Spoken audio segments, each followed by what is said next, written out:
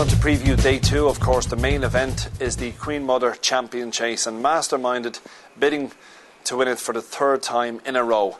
His comeback performance at Newbury was an exhibition of jumping until that mistake at the last, but in fairness to the horse, I think the jockey, Ruby Walsh, took the blame for asking the horse for a big jump when a big jump wasn't even needed. He had already put the rest of the field to the sword. So the big question on everybody's lips is Masterminded back to the same type of horse that was so exhilarating when winning the Champion Chase in 2008?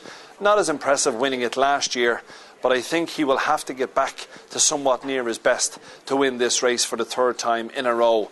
Who's going to be the main challengers? Well, certainly Kalahari King is a horse who many people fancy of overturning the champ. He's trained by Ferdy Murphy, whose horses are just coming right at the right time. He's had a couple of decent wins from his stable in the lead up to Cheltenham. So Kalahari King, very unlucky in last year's Arkle when he was just narrowly defeated by Paddy the Plaster. So he does like Cheltenham, we do know that. He carried top weight in his prep run before the Champion Chase and he exceeded expectations. So they're very bullish about the chances of Kalahari King.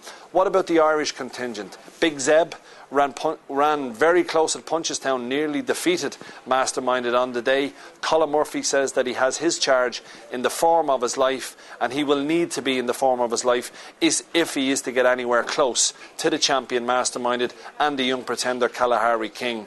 The other Irish horse certainly that will draw plenty of attention is for Paddy the Plaster. He's had a bit of an interrupted preparation this year, but he worked at Leopardstown only a couple of weeks ago after racing, and it was a very, very fine piece of work. Tom Cooper is a very shrewd trainer, and he wouldn't be sending this horse back to Cheltenham if the horse wasn't 100% right.